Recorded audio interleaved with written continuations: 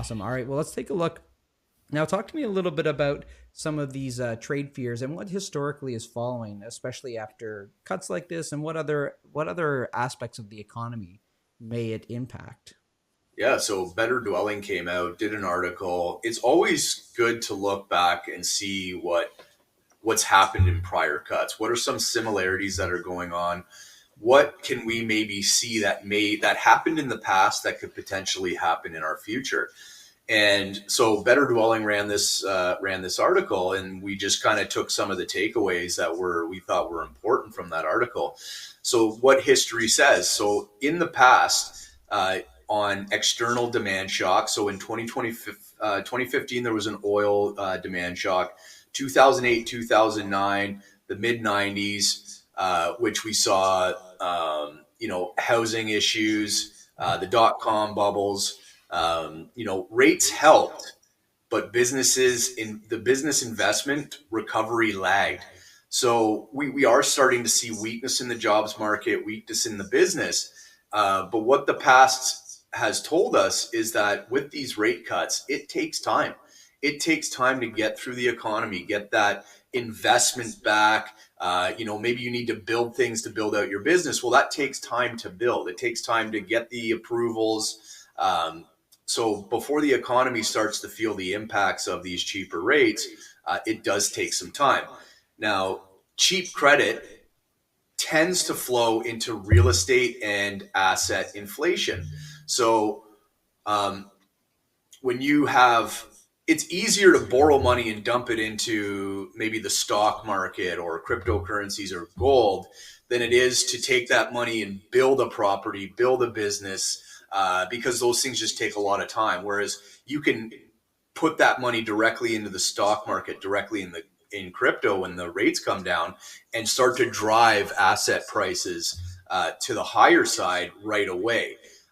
So it is possible with these rate cuts coming up, and what appears to be a bazooka of money coming from governments around the world, we could definitely see real estate and asset inflation. I think real estate will take more time, just because people use these as their homes and they need to make sense on their day to day that they can afford these properties. And then what we saw was recovery was uneven and slow. So again, you saw a bunch of money flow into hard assets. When it came to the job side, it took more time for that to get in there. Yeah. So And while we stay real quick, while we stay on the history side of things, we had taken a look at something like this previously when the rates cuts first started to happen. We're like, okay, well, what happened the last time these cuts happened? What did we see in terms of the impact in the housing market? And like you said, we see that lag in recovery. Now, here we're talking about the business recovery, but we saw that lag in prices. We actually saw prices continue to decline as the cuts would happen. And sure enough, like that's what we saw historically, and that's what we saw this time around. We've seen yeah.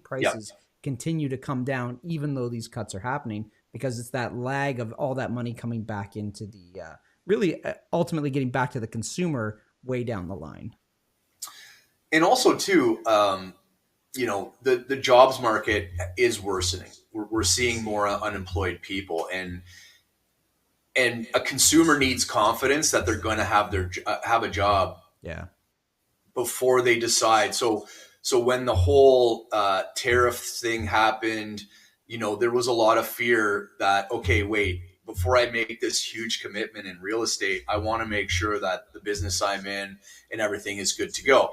Now, there have been sectors, but I've talked to a lot of people that have businesses that are part of the trade agreement that we have with USA and Mexico, and they're telling me, we've seen no complications, no interruptions, nothing along that sort. We're not paying any tariffs.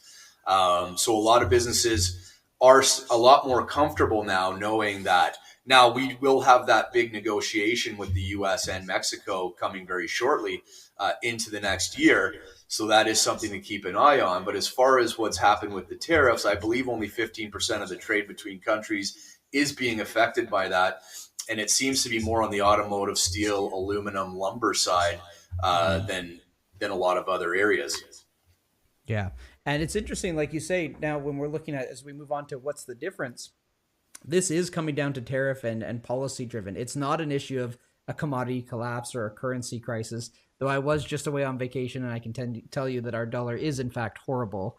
Horrible. But but nonetheless, that's why we're watching this, right? We're watching. It's more of a policy challenge that we're facing at the moment, and like you said, it was mostly uncertainty that's kind of been impacting people, because even some of these sectors now, nothing has really changed, but it's hard to make plans when all of this stuff is up in the air. So we don't know, should I be hiring more? Should I be rolling back? Should I start cutting jobs now so that I don't have this overhead going forward, because I can't wait to react when I'm already in too deep. So I think that uncertainty, like you were talking about, is really the biggest challenge that we've got. Yeah, and I mean, Better Dwellings highlighted that the current trade disruption is tariff, is policy driven, and not a commodity collapse or a currency crisis. So, we're very much an oil based economy. Our dollar is tied to oil as well. So when oil takes a big hit, Canada feels that, because we do export a ton of oil, a ton of natural gas, a ton of resources out into the world. And when countries like China or the US are not buying commodities, it can have a big effect on our economy as a whole. So we're not facing a commodity crisis. I think we're actually going to have quite the commodity boom coming in the next 10 years over that stretch. And it's imperative that, Canada is taking advantage of this boom that's ultimately going to happen. We can see the governments are all coming out. We're going to make generational investments that haven't been seen since World War II, since after World War II, when we were trying to rebuild economies and get all that out. So they are advertising to us that there is something big coming. There's going to be a lot of money coming into the system to try and build this country out. For the last 10 years, we've been trying to suppress that with the last regime that was in. And now it seems like they've finally gotten the message and said, hey, we need to build this out. We can't rely solely on just the US to buy our commodities. We need to try and get at least some of it out into the world to at least help lift the prices of our commodities. So when I see this tariff policy driven, okay, 15% is having an impact on here. I think the terrible investment that Canada has done in our resource economy over the last 10 years is what's starting to show up. People were screaming from the hilltop saying, hey, this is going to hurt us at some point. Well, it's hurting us now. You can't fully blame Donald Trump and his tariffs. It is hurting some sectors, yes.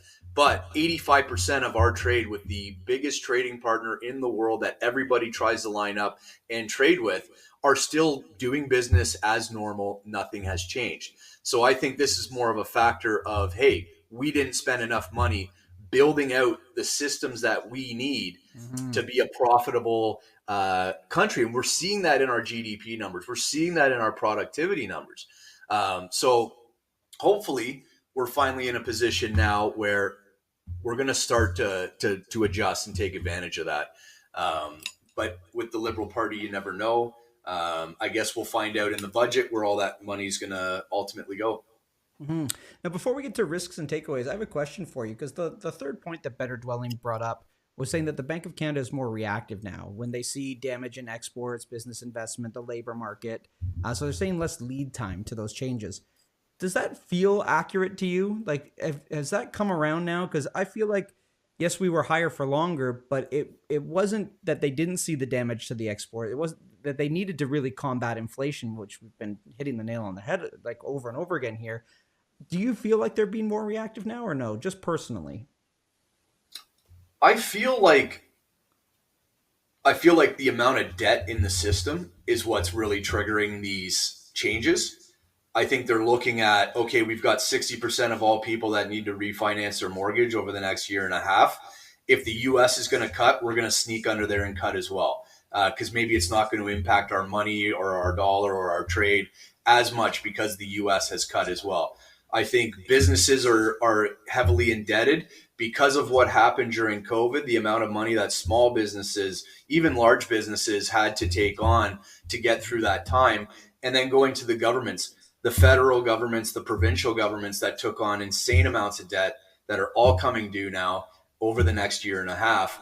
And the central bank is having to get ahead of that. I think Mhm. ultimately that's what it is. And then at the same time, if the governments are going to come out with this spending incentive to get us going again, that's going to incur debt, a unbelievable amount of debt, and you need rates to be low enough because you only bring in so much tax dollars. You probably can't tax the citizens anymore, so the only thing you can do is try and get those rates down a little bit further. So I think they're going to run the economy hot, because ultimately, if you devalue the currency, it makes it easier in the future to pay off the old debt.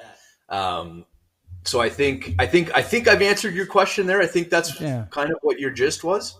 Yeah. No, you did great. You did great. And I think before we wrap up this slide and we just talk a little bit about those kind of the risks and the takeaways, because I know we've hit on the risks a little bit here, but the big one for me that I think people need to know is that these rate cuts alone are not going to restore investment. It's not going to magically fix the economy. It's not magically bringing buyers back to the market, like we've said a bunch of times here. Um, but going back to to the monetary policy, like we've talked before, we need more policy changes to really right the ship. But there's more lag there with that, right? And the big point that they mentioned here in Better Dwelling is by the time those effects do show up, we may be in a worse spot if we're relying solely on those policy changes. So I think it has to be a combination of the two, but you can't bank on, okay, a cut has happened, we're now in a better spot. Mm-hmm.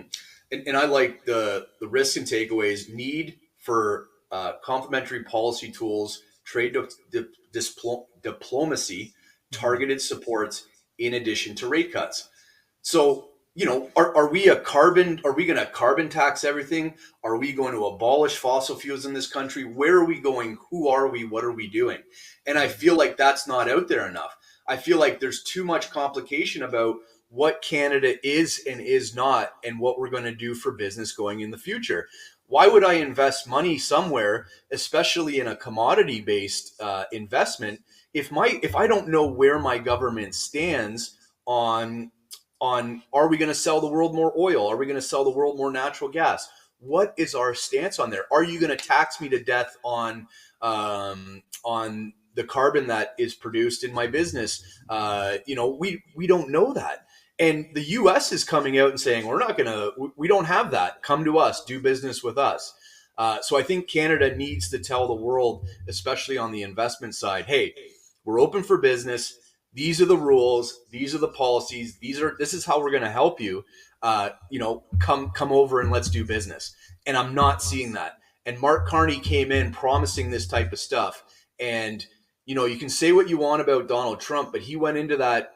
He came out guns blazing to try and get that economy going. So far, so good. Stock market's at all-time highs. Their labor market is at 4% for unemployment, whereas we're at 7%. So, we need more out of Mark Carney to come out here and say, hey, listen, Canada's open for business. Let's Mm-hmm. get going. Yeah. We need some improvement on that scorecard, especially when you look at the We do. two. Yeah.